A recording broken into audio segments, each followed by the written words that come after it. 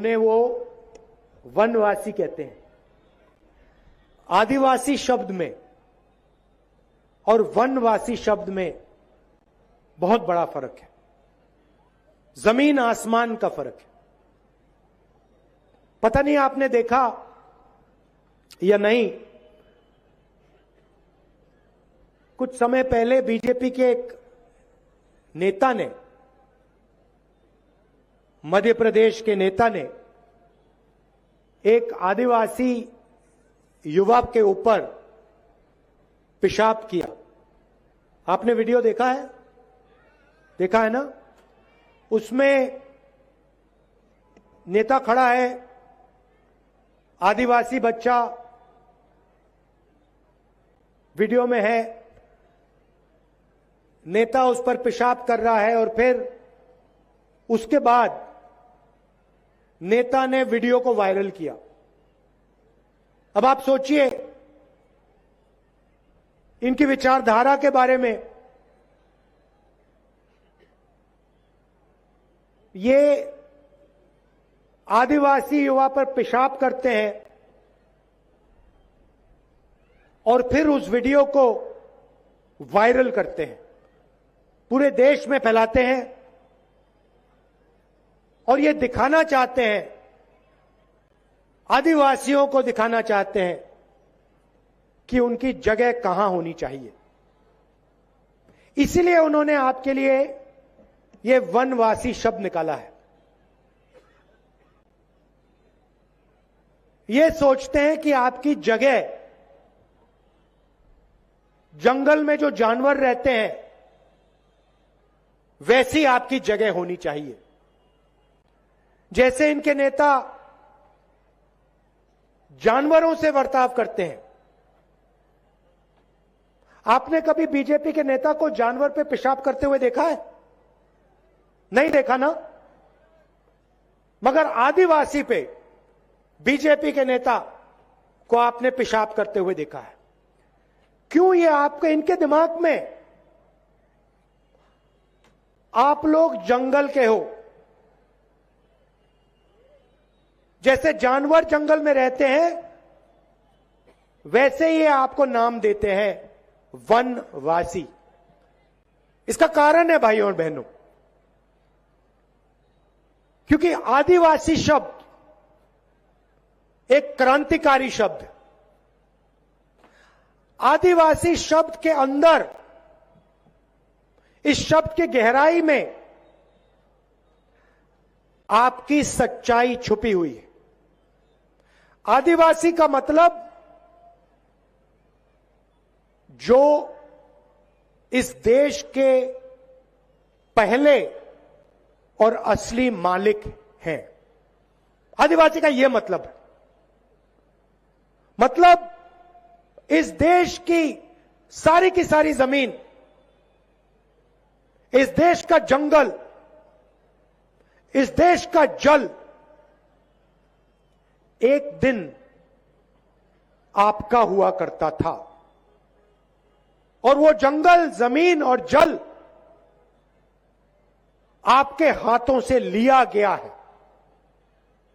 आदिवासी शब्द का यह मतलब है और इसलिए बीजेपी इस शब्द को प्रयोग नहीं करना चाहते, क्योंकि अगर बीजेपी इस शब्द का प्रयोग करेंगे तो बीजेपी को आपका जल, आपका जंगल और आपकी जमीन आपको वापस देनी पड़ेगी। अमेरिका में अपना माल बेचना चाहे तो उसको अंग्रेजी की जरूरत पड़ेगी। अंग्रेजी के बिना वो काम ही नहीं कर सकता। इनकी सोच है कि आदिवासी अंग्रेजी ना सीख जाए। अगर अंग्रेजी सीख जाएगा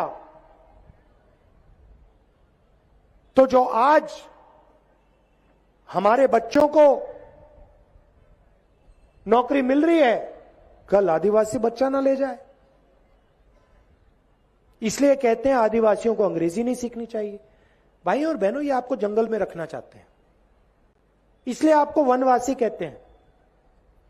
और फिर दूसरी बात, आपको कहते हैं जंगल में रहो और फिर जंगल को खत्म कर रहे हैं। पूरे देश में जंगल अदानी को दे रहे हैं।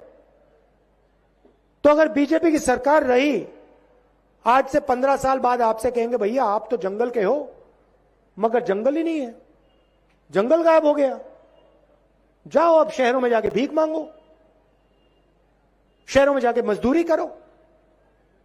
यह भविष्य है इनके दिमाग में आपके लिए। हम कहते नहीं, स्वामी आत्मानंद स्कूल में आदिवासियों के बच्चे अंग्रेजी पढ़ें, कॉल सेंटर में अंग्रेजी सीखें और कॉल सेंटर में काम करें, विदेश की कंपनियों से व्यापार करें, आदिवासी बच्चे विदेश में जाके बिजनेस करें। इसलिए हम अंग्रेजी स्कूल खोलते हैं। इसलिए हम आपसे कहते हैं बीजेपी वालों की बातों में मत आओ, हिंदी सीखो, अंग्रेजी सीखो, छत्तीसगढ़ी सीखो। अच्छा, आखिरी बात, आप बीजेपी के किसी भी नेता से अगली बार पूछना, भैया आप हमें कह रहे हो कि हमें अंग्रेजी नहीं सीखनी चाहिए, आप हमें कह रहे हो कि हमें हिंदी नहीं सीखनी चाहिए, आप हमें एक बात बताओ, आपके जो बच्चे हैं वो अंग्रेजी पब्लिक स्कूल में, इंग्लिश मीडियम स्कूल में पढ़ते हैं या हिंदी मीडियम स्कूल में पढ़ते हैं? सारे के सारे बीजेपी के नेता के बच्चे इंग्लिश मीडियम में पढ़ते हैं भाई और बहनों,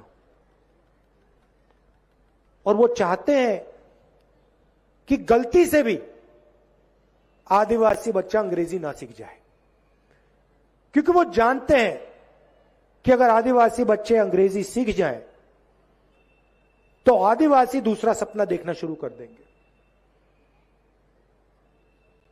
आदिवासी बच्चे पायलट बनने की कोशिश करेंगे, इंजीनियर बनने की कोशिश करेंगे, डॉक्टर बनने की कोशिश करेंगे, कंप्यूटर चलाना सीखेंगे, और ये नहीं चाहते कि आपके बच्चे ये काम करें।